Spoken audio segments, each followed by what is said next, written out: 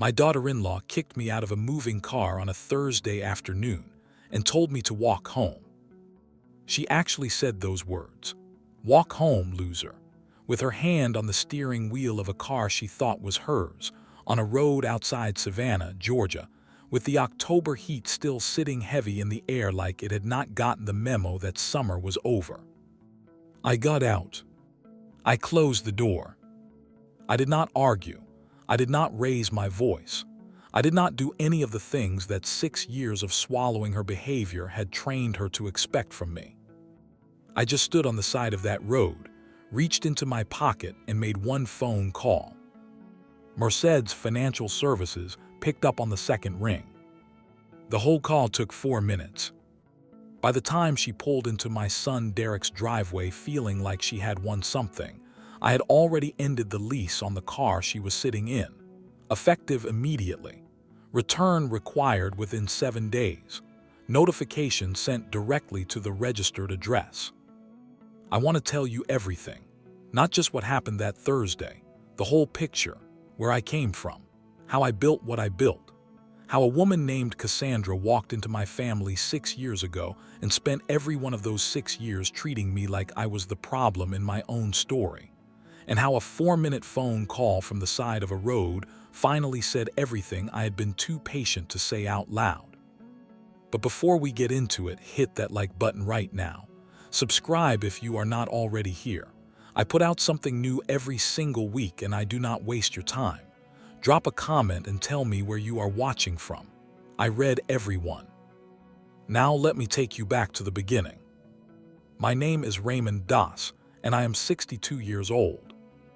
I grew up in Waycross, Georgia, a small railroad town in the southern part of the state where the Okefenokee Swamp started on one side and flat pine country stretched out on every other.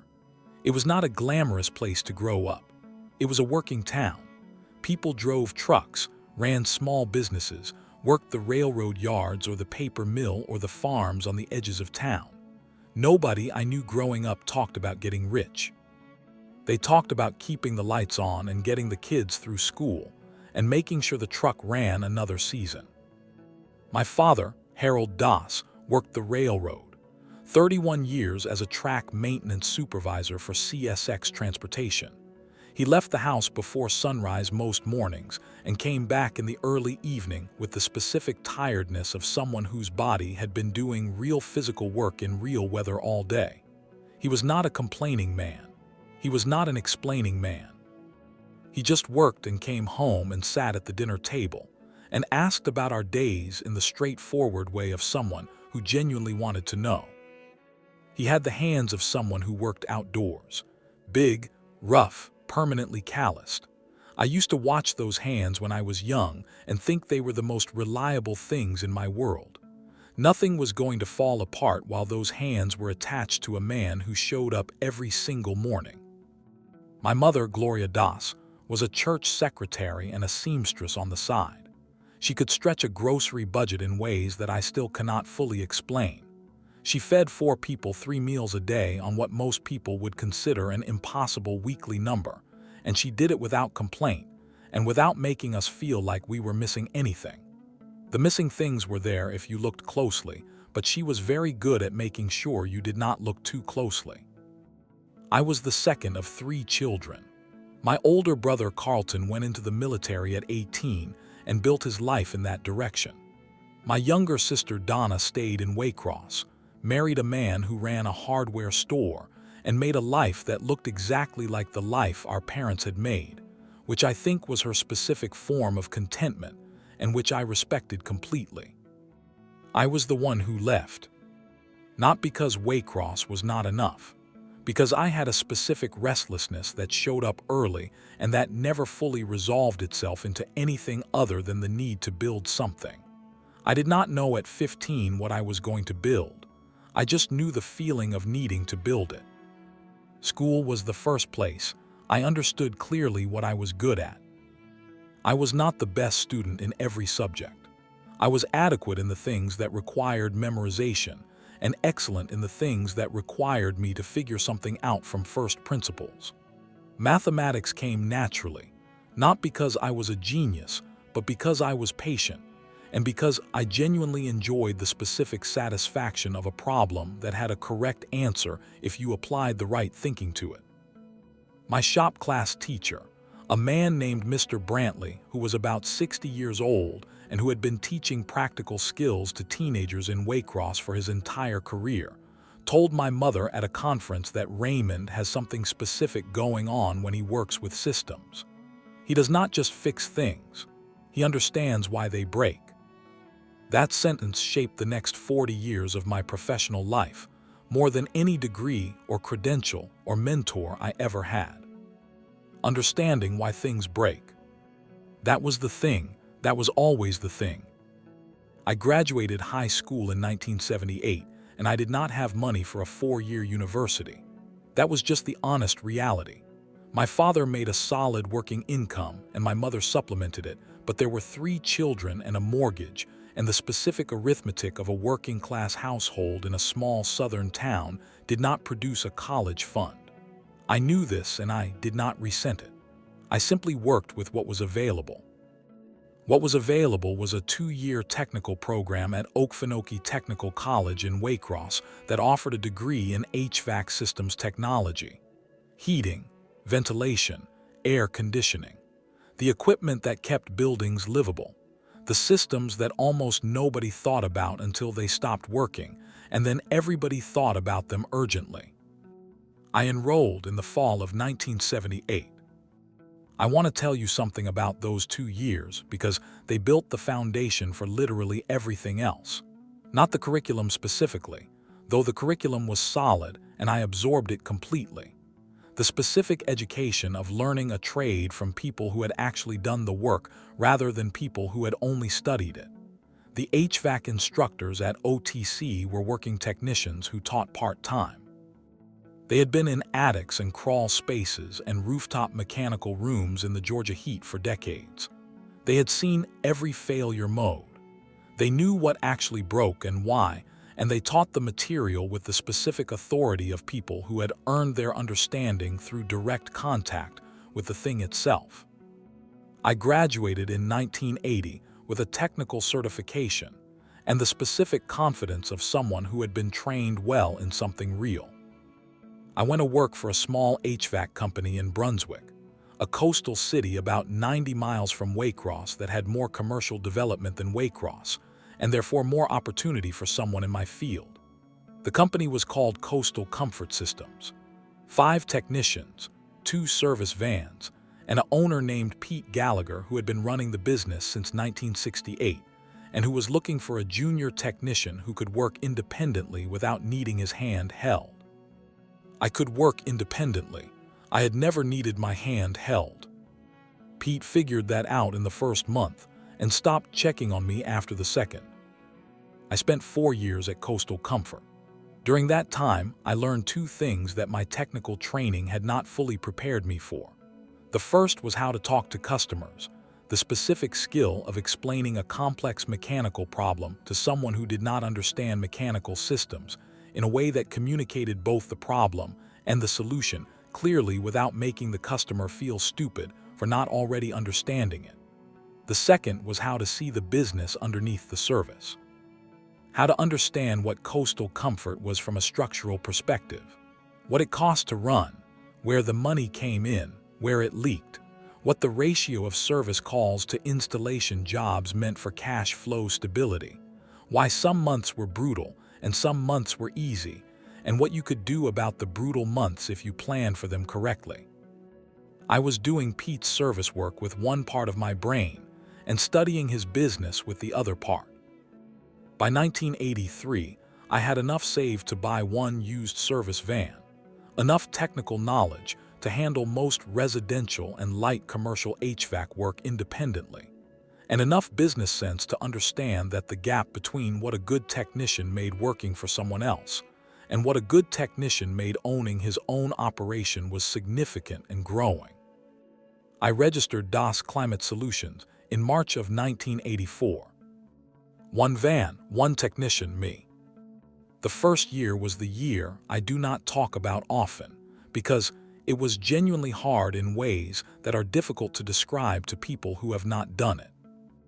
Not just financially hard, though it was financially hard in the specific grinding way of a small business in its first year, where the revenue was real but inconsistent, and the expenses were fixed, and the gap between them had to be managed with the specific daily discipline of someone who understood that there was no backup and no safety net, and the only variable he could control was how hard and how smart he worked.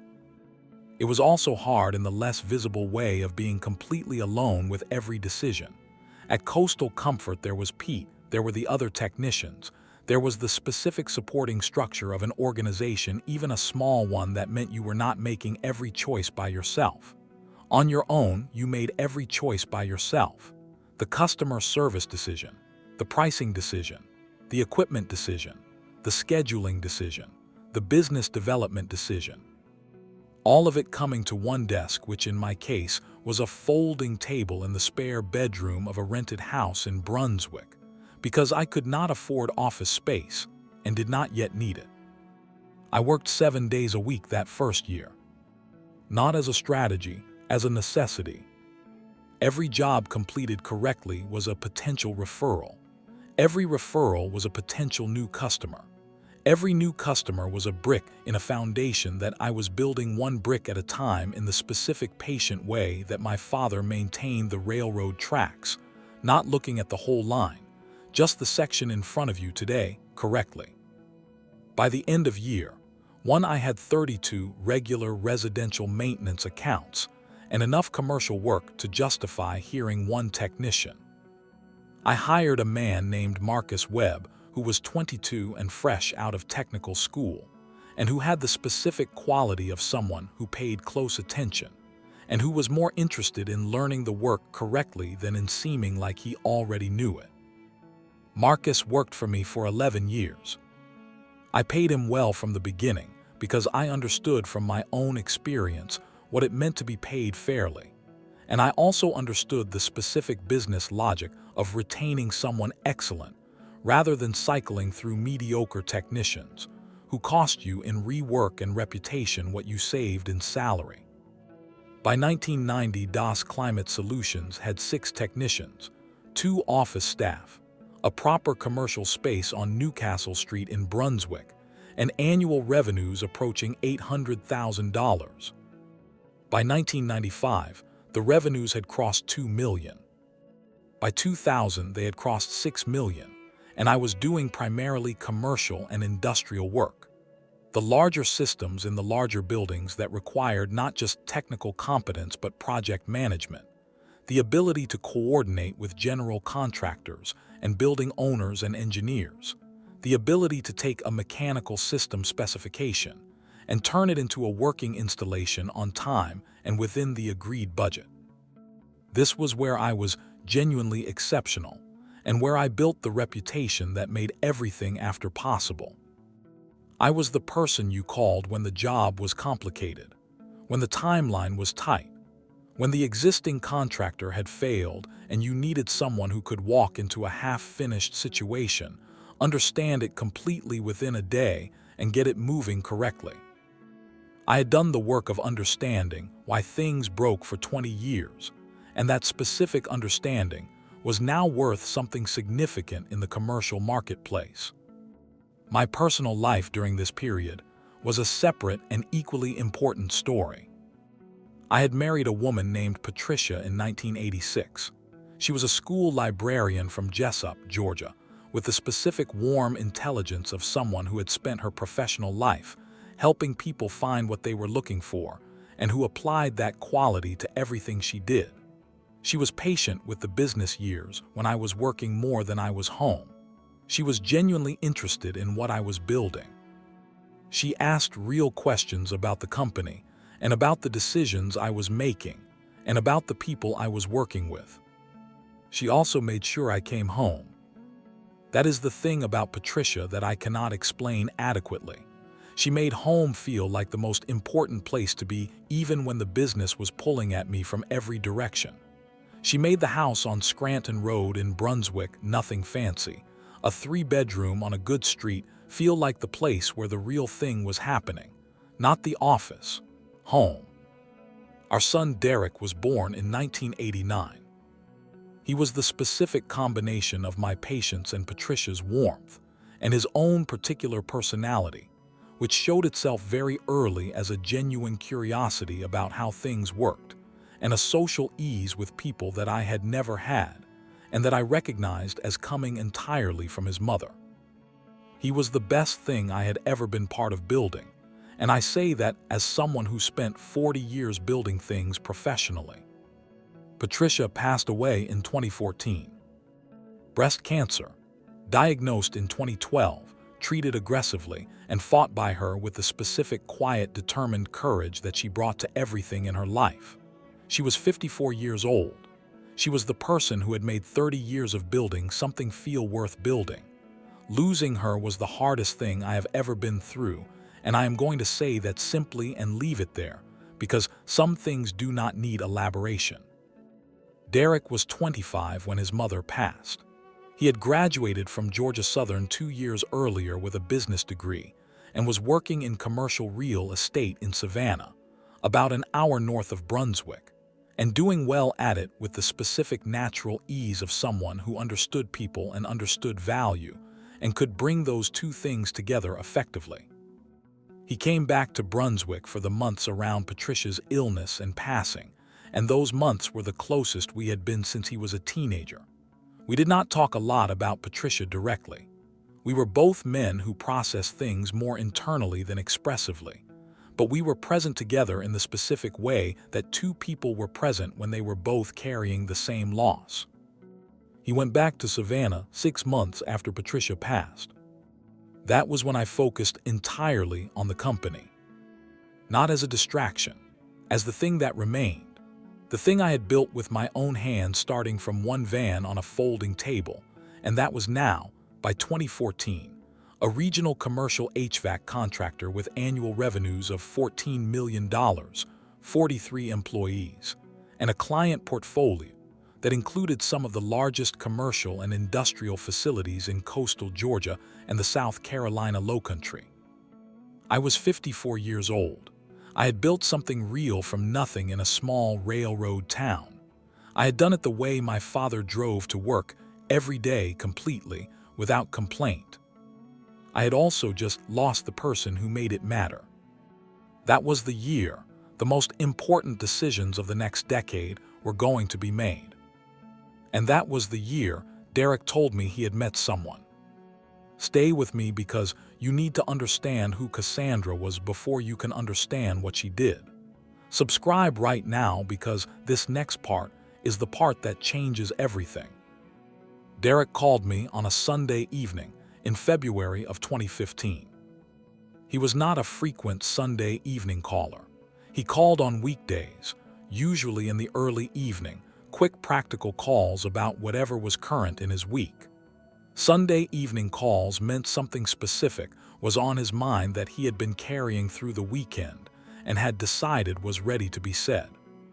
He said, "Dad, I want you to meet someone." I said, "Okay, tell me about her." He described Cassandra the way young men described women they were genuinely excited about, with a specificity of detail that communicated that every detail had been noticed and was being held carefully. She was 28. She had grown up in Atlanta. She worked in marketing for a commercial real estate firm in Savannah, which was how she and Derek had met, overlapping professional circles.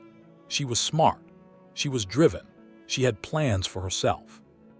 I said, "When can I meet her?" He said, "I was thinking next weekend. Dinner at your place, maybe." I said, "I will cook." I cooked the meal Patricia used to make for new people, a low-country shrimp boil with the specific additions that made it ours as a family. Simple food that required real attention and that communicated something about who you were by how you approached it. Cassandra arrived with Derek on a Saturday in March. She was beautiful in an assembled, deliberate way.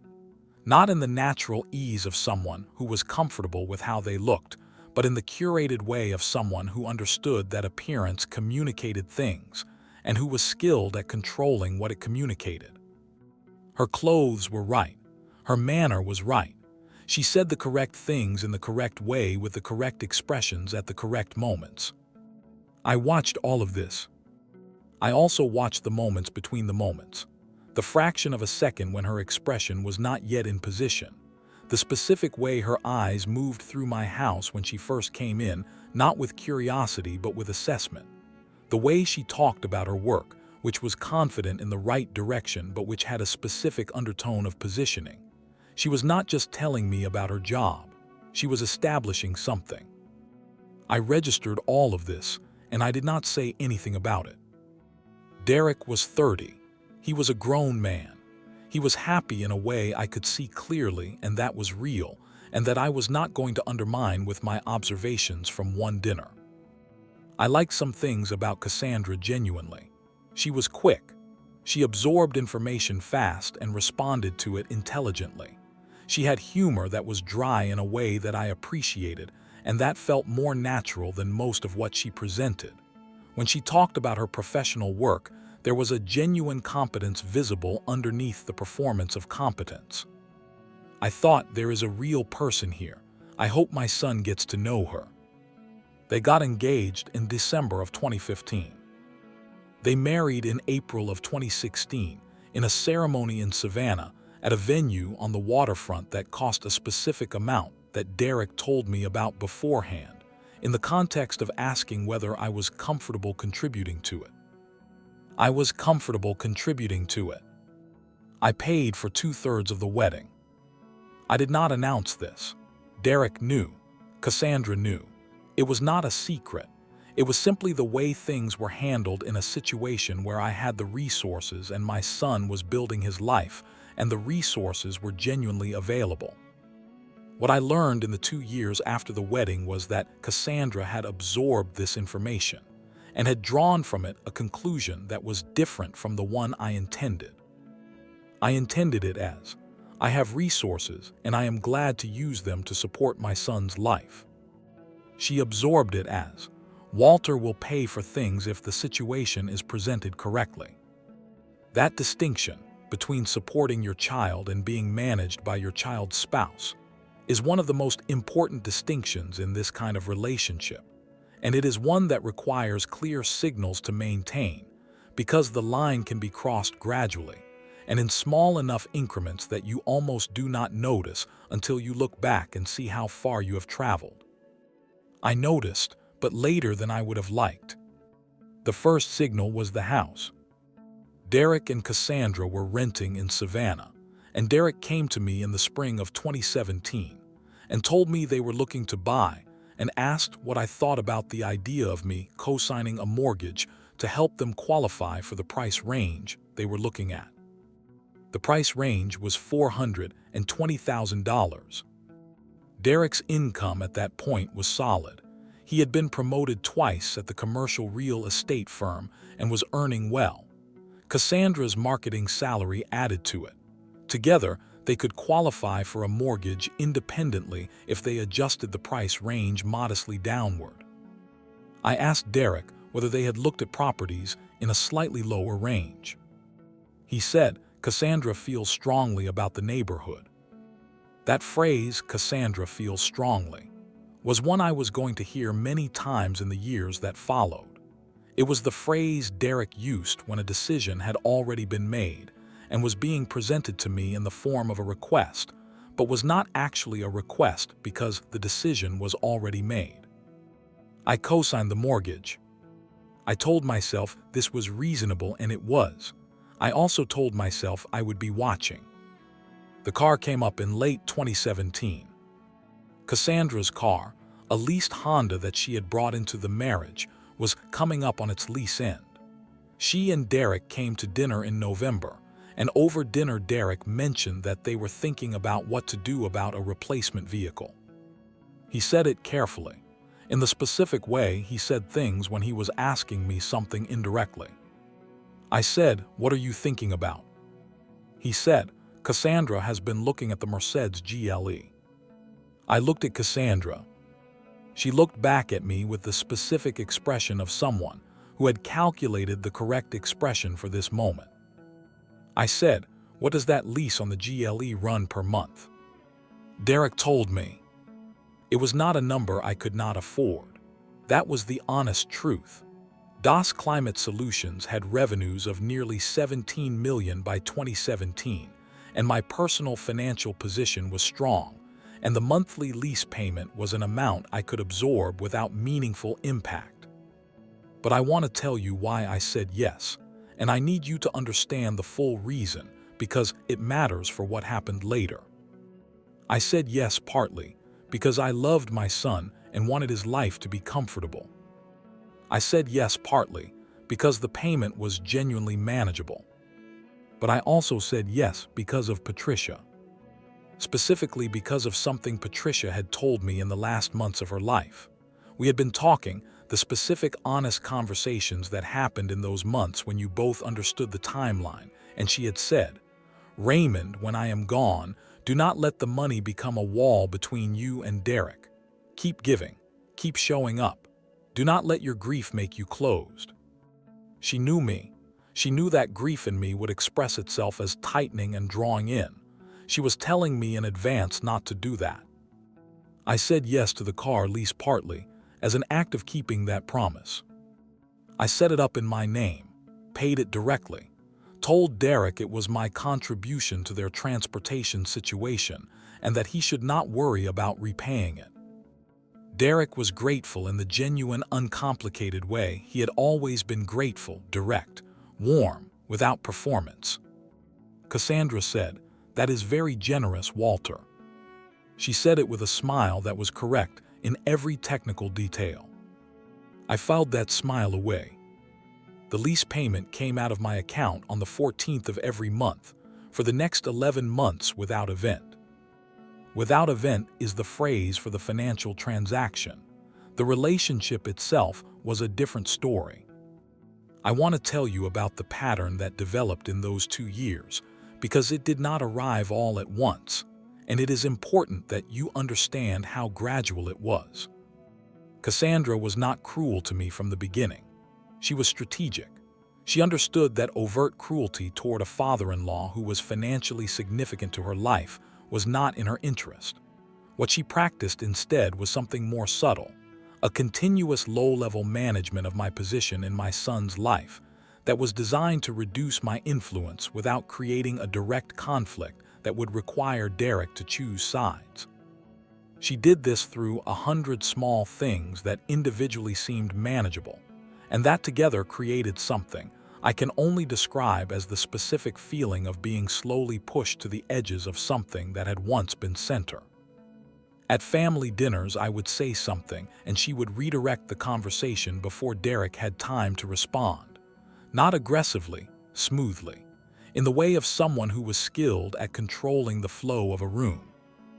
When Derek and I had plans, she would mention something that required his attention that same day, gently, without ever saying he could not go, just introducing friction into the space between us until the plans fell apart naturally. When I bought things for the house, gifts for Derek, practical things, the kind of generosity that had always been natural between us, she would mention later to Derek in a way that I would hear indirectly that she wished people would ask before doing things to their space, framing my generosity as an intrusion. One by one, these things were nothing. Together, they were a program. By 2018, I was seeing Derek less than I had in 2016. Not dramatically less, enough less that I noticed and that I wondered whether I was the problem.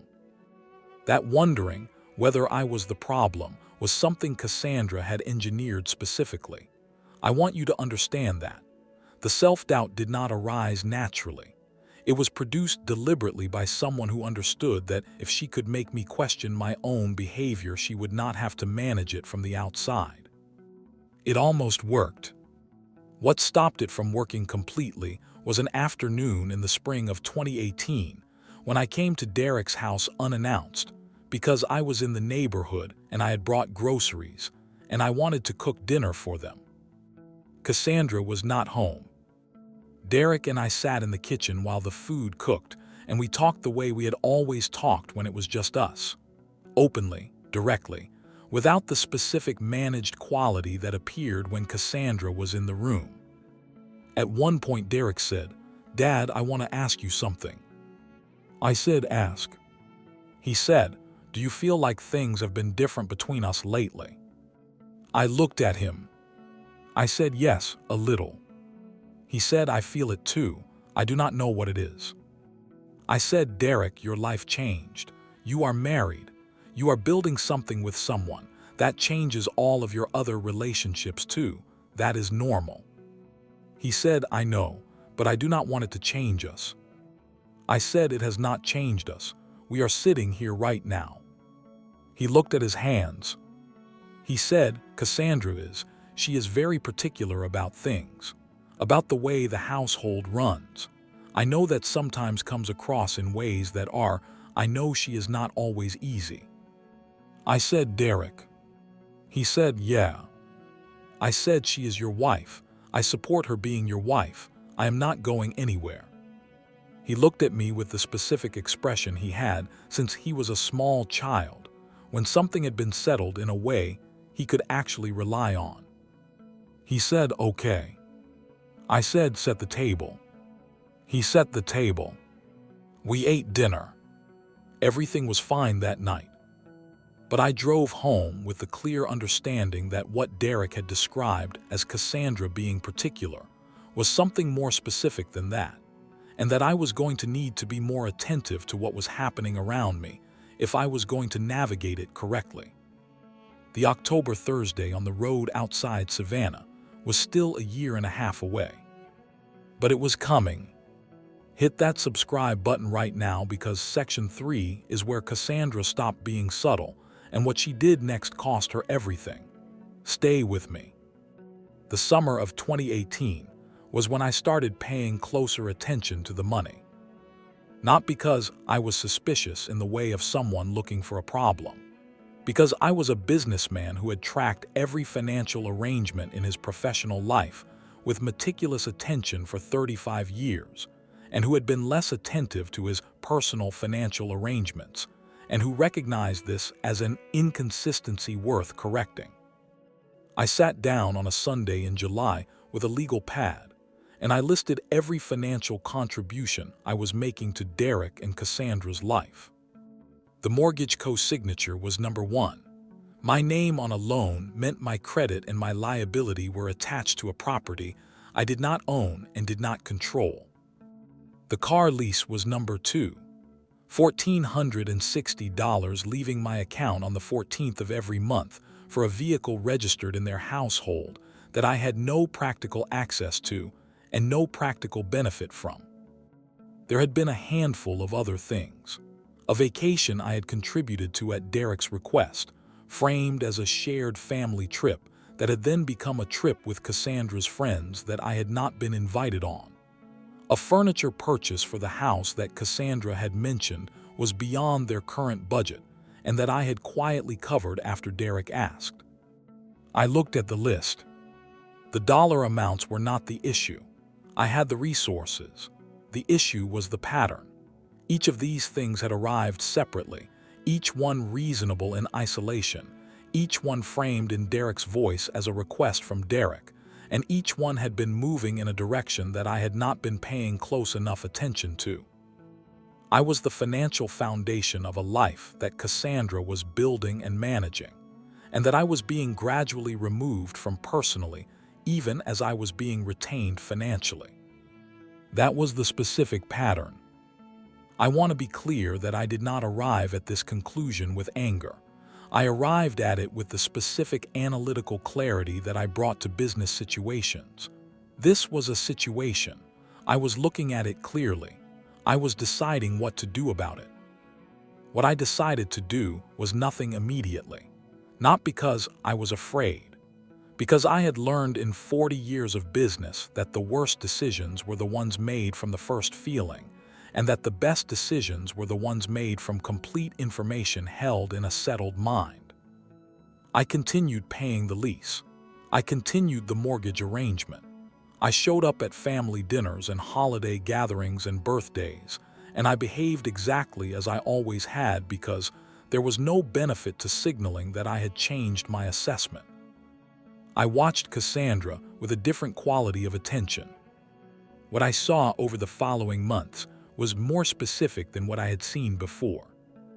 She talked about money in a way that I had not fully registered previously. Not crudely, she was too skilled for that, but consistently.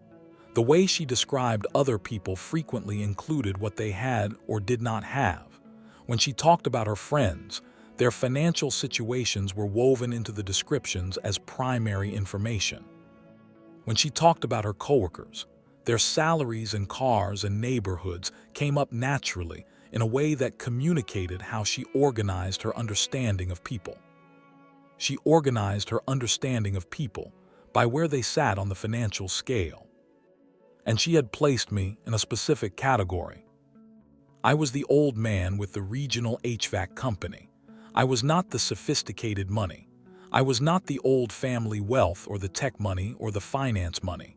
I was a trade business in coastal Georgia. I was practical. I was working class origins made good. I was the kind of successful that people like Cassandra found useful but not impressive. She was impressed by a specific version of wealth, the version that came with the right addresses and the right brand names and the right social affiliations. I had resources, but I did not perform them in the way she recognized. That was why she thought she could treat me the way she treated me. She thought I could not see what she was doing, and that even if I could see it, I would not know what to do about it. She was wrong about both. I started keeping notes. Not in a dramatic way, in the way I had kept notes about business situations for my entire career, a running log of specific incidents, specific words, specific contexts, the vacation that became a trip without me, the dinners where my contributions were redirected, the specific times when Derek told me about plans we had made together that had quietly been absorbed into something else. By September of 2018, I had a clear picture, and I had a clear decision forming in my mind. Not a drastic one, a measured one.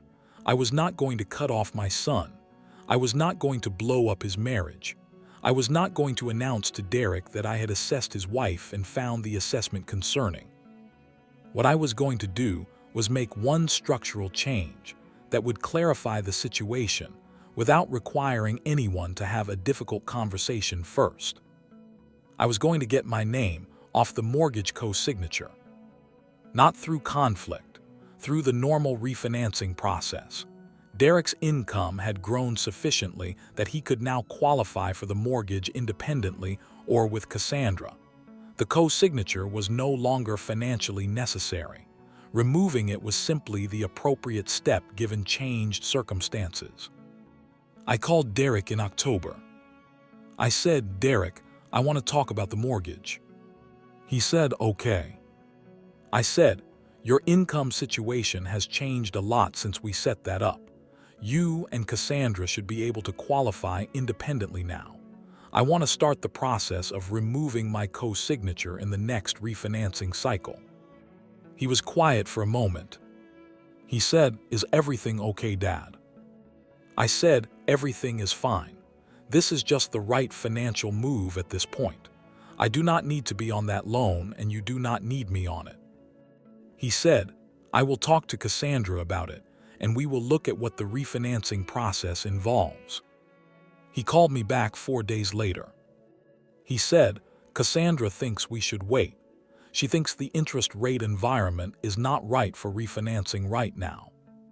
I said, "Derek, the interest rate environment is what it is. My name on that loan is a separate issue from the interest rate." He said, "I know, but she wants to wait until the timing makes more financial sense overall." I heard the specific quality of Derek's voice in this moment. He was not arguing for the position. He was delivering it. There was a difference. He was the messenger for a decision that had been made without me, and that was being framed as a financial consideration when it was actually something else. I said, "Okay, let's revisit it in the spring." We revisited it in the spring. Cassandra felt the timing was still not right.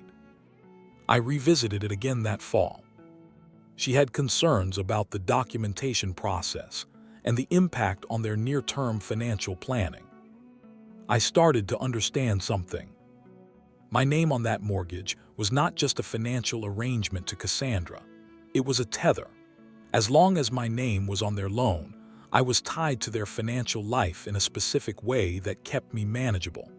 The moment my name came off the loan, my relationship to their finances was entirely voluntary on my part, and therefore entirely within my control. She did not want it to be within my control. She wanted it to be within hers. This was the clearest thing I had understood yet about the situation, and it settled something in me that had been unsettled. I was not dealing with someone who was difficult or imperfect in the normal ways that people were difficult and imperfect. I was dealing with someone who was deliberately managing me. The October Thursday on the road outside Savannah happened 8 months later. I want to tell you exactly what led up to it because the lunch that preceded the car incident was not an isolated event. It was the specific public expression of something Cassandra had been building privately for a year and a half, and that she had finally decided was solid enough to show to an audience. The lunch was organized by Cassandra. Her mother, Alina, was visiting from Atlanta. 2 of Cassandra's friends from her Savannah professional network were joining. Derek was in the lunch, but it was clearly Cassandra's event. Her venue selection, her guest list, her energy managing the room. I was invited as Derek's father. I sat at the table and I ate my food and I listened to the conversation, and I participated where it was natural to participate. I was not aggressive. I was not loud. I was the version of myself I had always been in these situations, present, direct, and genuinely interested in the people I was with even when the specific company was complicated. Alina, Cassandra's mother, mentioned midway through the lunch that she had heard I owned an HVAC company. She said it in the specific way that people said things when they were performing unfamiliarity with something they had been fully briefed on and had already formed a judgment about. I said, I do. Started it in 1984. We handle commercial and industrial work primarily now. Alina said, how interesting. I had not realized that was still a viable industry at the independent level. The phrase still viable and independent level were doing specific work in that sentence. They were framing my company as a small trade operation that was perhaps slightly surprising to still be running, like finding out someone still used a fax machine. I looked at Alina. I said, we did $17 million in revenue last year, and we have contracts with 4 of the largest industrial facilities in coastal Georgia. I think viable is a fair description. The table was quiet for about 2 seconds. Cassandra said, Mom, Raymond is being modest. But her voice had a quality in it, a tight quality, the quality of someone who had not expected the exchange to go in this direction. I had not been aggressive. I had simply answered a condescending question with a factual answer. That was what she could not tolerate, not aggression, accuracy. She had built a narrative about me, and I had quietly corrected it in front of her mother and her friends, and that was the specific thing that broke the management. The drive home was the 20 minutes of silence I described at the beginning. And then the road outside Savannah. And then the words. And then the 4-minute phone call. You already know I made the call. What you do not yet know is what happened 7 days later when the notification arrived at their house and the specific chain of events that followed. That is the next section, and it is the one that explains everything about why I am telling this story at all. Hit the like button, drop a comment, let me know you are still with me, because the next part is the one where everything that had been building for 3 years finally arrives. The notification arrived from Merced's Financial Services on a Tuesday. I know it was a Tuesday because Derek called me on a Tuesday evening at 7:43, and I know the time because I looked at the clock when his name appeared on my screen and I thought, here we go. I answered. Derek said, Dad, the car. I said, yes. He said, you canceled the lease. I said I did. He was quiet. I said, Derek, I want to have a real conversation about this. Not through Cassandra and not with her present, you and me.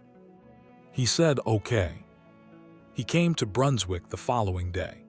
He drove down from Savannah alone in his own vehicle, a practical sedan that he had owned since before the marriage, and he sat in my kitchen at the same table where we had always sat for the important conversations. I poured coffee. We sat. He said, tell me what happened, from your perspective, all of it. That request, from your perspective, told me something important. He was already aware that there was another perspective.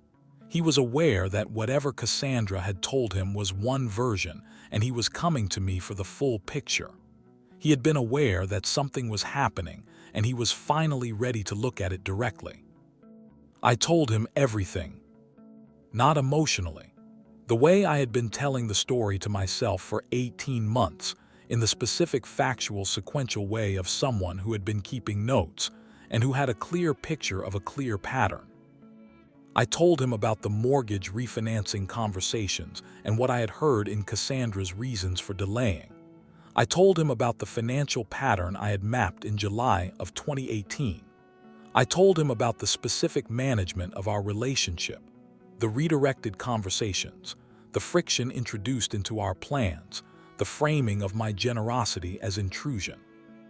I told him about the lunch, about Aliner's comment and my response and the quality of Cassandra's silence in the car afterward and the escalation on the road.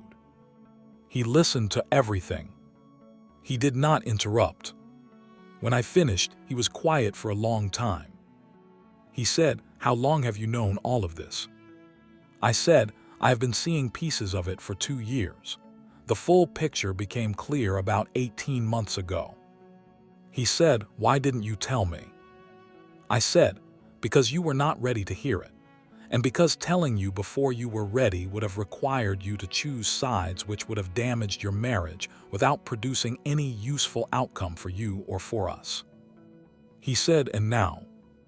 I said, now you came here and asked me to tell you from my perspective. That means you are ready. He looked at his coffee. He said, she told me you were rude at the lunch, that you embarrassed her mother. I said, I answered a question with accurate information. Aliner described my company as barely viable. I corrected that description with the actual numbers. He said, that is what I thought happened. I said, she gave you her version.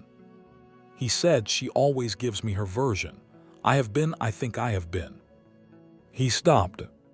He looked out the window at the yard. He said, I have been knowing something was wrong for a year. I did not want to see it clearly because seeing it clearly meant dealing with it, and dealing with it meant, I don't know what it meant. I was afraid of what it meant. I said, I know. He said, I love her. I said, I know you do. He said, but I think she has been treating you badly for a long time, and I have been letting it happen because it was easier than confronting it. I said, yes. He said, and the money, the lease. Dad, she took a car that you were paying for and she let you pay for it every month and she treated you like. He stopped himself. I said, Derek. He said, yeah. I said, here is what I want you to understand. I am not angry at you. I have never been angry at you through any of this. You were navigating something that was genuinely hard and you handled it imperfectly, which is exactly how human beings handle genuinely hard things. That is not a criticism. It is just the truth. He said, what do I do now? I said, that is not a question I can answer for you. Your marriage is yours. What I can tell you is what I need from my side. He said, tell me. I said, I need the mortgage refinanced and my name removed. Not because I am withdrawing support, but because my financial involvement in your life needs to be in my control, not in Cassandra's. Going forward, if I am going to be part of supporting your family financially, I need it to be through a direct conversation with you, and not through arrangements that someone else is managing. He said, that is fair. I said, the second thing I need is for Cassandra to understand that what happened on that road was a line. I do not need an apology in the performed sense of someone saying words. I need her to understand that her behavior toward me has consequences and that the consequences are real.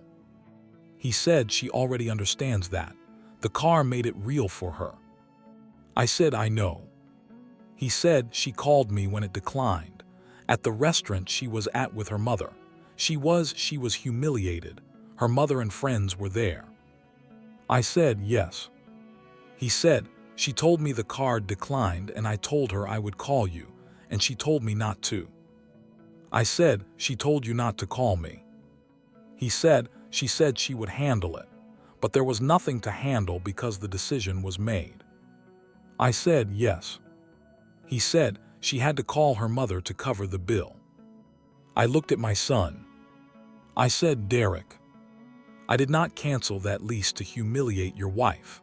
I canceled it because she sat in the car I was paying for and called me a loser and told me to walk home. I was not going to continue to fund that. He said, I know. He said it quietly and completely. I said, how is she now? He said, she is angry and scared, and she is doing the thing where she is very still and quiet, which is usually when she is trying to figure something out. I said, what is she trying to figure out? He said, I think she is trying to figure out whether the marriage is going to survive this. I was quiet. He said, not because of the car, because of the conversation she and I had after the car. I told her some things I should have told her a long time ago. I said, what things? He said, that she had been treating my father poorly and I had been allowing it. That my father was not an ATM and was not a background figure and was not a person whose feelings were secondary to the image she wanted to project. That what she said on that road was not something I could hear about and stay quiet. He looked at me. He said, I should have said those things a year ago, 2 years ago. I said, yes, but you are saying them now. He said, is it too late? I said, for what? He said, for us, you and me, the way it used to be. I looked at my son across the table. He had his mother's eyes. He had always had his mother's eyes, the specific warm, direct quality of someone who was actually looking at you rather than at what you represented. I said, Derek, you drove an hour to sit in my kitchen and ask me to tell you the truth. We are fine. We have always been fine. He exhaled. He said, okay. I said, now drink your coffee before it gets cold. He drank his coffee. Subscribe right now if you are still with me, because the final section is where everything resolved and where I want to tell you what actually happened to the car and to the mortgage and to Cassandra and to the life that remained after the road outside Savannah.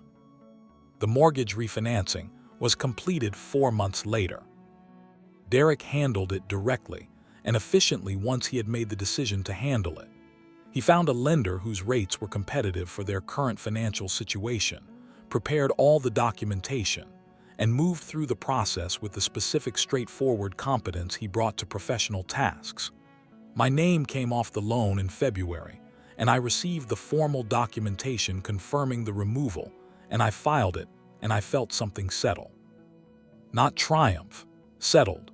The way a thing felt when it was correctly arranged after a period of being incorrectly arranged. I want to tell you about Cassandra because I do not want to leave her as the one-dimensional version of herself that the Thursday on the road might suggest. Derek and I had our kitchen conversation in November. He went back to Savannah and he had the conversation with Cassandra that he had told me he needed to have. I do not know the details of that conversation. It was between them and it was theirs, and I did not ask Derek to report back to me on it because it was not my business. What I know is what happened in the 3 months that followed. Cassandra called me in December. She did not call me through Derek. She called my number directly on a Wednesday morning. I was at the office. She said, Raymond, this is Cassandra. I would like to talk to you. I know I do not have any right to ask you for that, but I am asking anyway. I said, okay. She said, "Can I come to Brunswick on Saturday?" I said, "I will be here." She came alone. Derek had offered to come with her, and she had told him this was something she needed to do by herself, which I appreciated because it told me she understood that the conversation was a genuine one rather than a managed one. She sat in my kitchen. I made coffee. She looked at me and she said, "I do not know how to start this." I said, "Start at the beginning." She said, "I grew up watching my mother manage my father. She was very good at it, and for a long time I thought that was just how marriages worked, that the woman navigated the resources and managed the relationships and kept everything in the position she needed it in. I grew up thinking that was skill, and I developed it as a skill, and I used it in my marriage without ever questioning whether it was right." She paused. She said, "I think what I did to you was an extension of that. You were a resource in my understanding of my life, and I managed you like a resource rather than seeing you like a person." I said, "Yes, that is accurate." She said, "I am sorry. I know that is not enough, but I want you to know that I am saying it because I mean it and not because Derek told me to say it or because I want something from you." I looked at her. I said, "Cassandra, I have been building things for 40 years. I have worked with a lot of people. I can tell the difference between someone who is performing understanding and someone who has actually arrived at it." She waited. I said, "You have arrived at it." She exhaled very slowly. I said, "I am going to say something to you that I want you to hear completely." She nodded. I said, "I was never your enemy. I was never competition, and I was never a threat to your marriage. I was Derek's father, and I was the specific person who wanted him to be happy, and who was willing to support that happiness in real material ways because I had the means to do so, and because he is my son." She said, "I know that now." I said, "What you were afraid of was being seen through. You had built a very specific presentation of yourself and of your life, and you understood that I saw through it, and that scared you into managing me rather than just letting me be what I actually was, which was someone who was not going to attack the presentation." She was quiet. She said, "Derek said something similar." I said, "Derek is smarter than either of us gave him credit for in this situation." She looked at me. I said, "He was aware something was wrong for 2 years and he did not know how to confront it. When he finally did, he was clear and direct, and he said what needed to be said. I am proud of him for that." She said, "So am I." We talked for 2 hours that Saturday. Not about the car, not about the mortgage, about her mostly, where she had come from, the specific version of her mother she had absorbed, and the specific version she was now trying to separate from. The ways her understanding of value had been shaped by things she had accepted without questioning. She was not a simple person. That had always been true. She was complicated in the way that people were complicated when their intelligence had been applied to the wrong things for a long time and was now slowly being applied to something more honest. I did not trust her completely after one conversation. I did not pretend to. But I listened. I was genuinely present in the conversation, and I told her the truth about what I had observed and about what I needed going forward in the same direct way I had told Derek. She received it with the specific quality of someone who was genuinely trying to receive rather than manage. That was enough for a beginning. The car situation resolved practically and almost comically. The 7-day return notification had arrived at the house, and Cassandra and Derek had had 2 days of acute stress about transportation logistics before Derek's company leased him a practical vehicle through his firm's fleet account, and Cassandra temporarily used her mother's car that Alina had left in Savannah at the end of her visit. Eventually, they leased a new vehicle together in their own names through their own credit arrangement. I was not part of that arrangement. That was correct, and I was glad of it. DAS Climate Solutions in 2019 had revenues of just over $19 million. I had been building it for 35 years. I was 61 years old, and for the first time in my professional life, I was thinking clearly about what came after. Not after in the sense of stopping, but after in the sense of the shape the business would take in its next chapter. I brought in a professional management team, a CEO to handle the daily operational leadership, a CFO who was younger and sharper than I was on the pure financial side, a business development director who spent her time on the relationships and the pipeline in a way that freed me to focus on what I had always been genuinely best at, which was the technical and strategic decisions. I remained as chairman of the board. I owned the company. The company continued to grow. I also started doing something in 2019 that I had not done since Patricia passed. I started cooking real meals again. Not the quick practical food of a man living alone, real food, the Sunday shrimp boil, the low country dishes that Patricia and I had cooked together. I started doing this because Derek and Cassandra had started coming to Brunswick once a month for Sunday dinners, and because a Sunday dinner required real food, and because the act of making real food for people I loved turned out to be one of the most uncomplicated pleasures available to me. My granddaughter was born in March of 2020. Her name is Patricia. Derek called me when they had chosen the name, and his voice had the specific quality it had when he was holding something too significant for his normal register. He said, "We are naming her Patricia, Dad." I stood in my kitchen, and I looked out the window at the backyard for a long time. I said, "That is a good name." He said, "We thought so." She is 3 years old now as I am telling you this story, and she is the specific combination of every person she came from. She has Derek's ease with people. She has Cassandra's quickness. She has the specific direct way of looking at things that I am told runs in my family. I think she has Patricia's eyes. I am at Sunday dinners every month. I cook. Cassandra helps. There is a specific ease to it now that was not there before the road outside Savannah. Not forced ease, the kind that came from two people who have had the real conversation and who no longer need to manage each other. She is not perfect. I am not perfect. The relationship is not a movie version of itself, but it is real. And real, in my experience, is worth a great deal more than the performed version of anything. I want to say one thing before you go. I did not cancel that car lease to teach Cassandra a lesson. I want to be clear about that because I think it is easy to hear this story and see the car as the revenge, and to miss what the car actually was. The car was not a weapon. The car was a boundary. For 3 years, I had been the financial foundation of a life that treated me as a background figure. I had been patient about this, not because I was afraid, but because I understood that the right time for a boundary was not the moment you first wanted to draw it, but the moment the situation was clear enough that the boundary would actually mean something.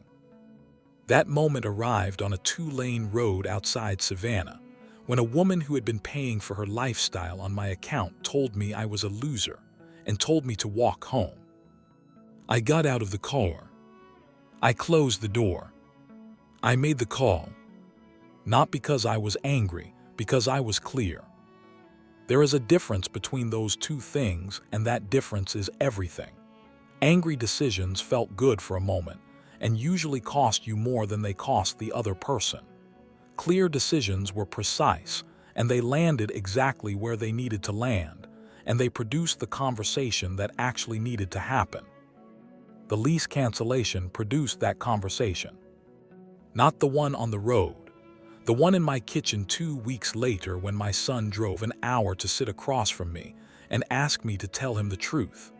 And the one the following month when Cassandra came to my kitchen alone and started at the beginning. Those conversations were the point. My father drove the same truck to the same railroad tracks for 31 years. He was not glamorous. He was not impressive by any of the standards that Cassandra spent years applying to the people around her. He had rough hands and he came home tired and he asked about his children's days and he listened to the answers. He taught me without intending to teach me anything that value was not what you performed. Value was what you built and maintained and showed up for every single day without announcement. I built a company for 35 years from a folding table in a spare bedroom. I raised a son who is good and present and honest. I loved a woman for 30 years who made home feel like the place where the real things happened. Those are the measurements that matter.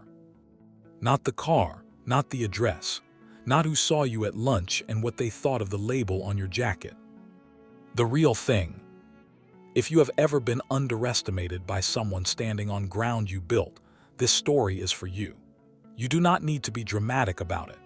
You do not need to announce anything or make any speeches. You just need to know your own value clearly enough that when the moment comes, you can respond to it from that clarity rather than from the feeling. The moment always comes. Be ready for it. Hit that like button if this story stayed with you. One click is all it takes, and it helps these stories reach the people who need them. Subscribe to this channel. I put out something new every week, and every story is this kind of story. Real, deep, and worth the time. Drop a comment and tell me something. Tell me about a time someone underestimated you. Tell me what you did with that moment. Tell me where you are watching from. I read every comment and I mean that. Thank you for being here.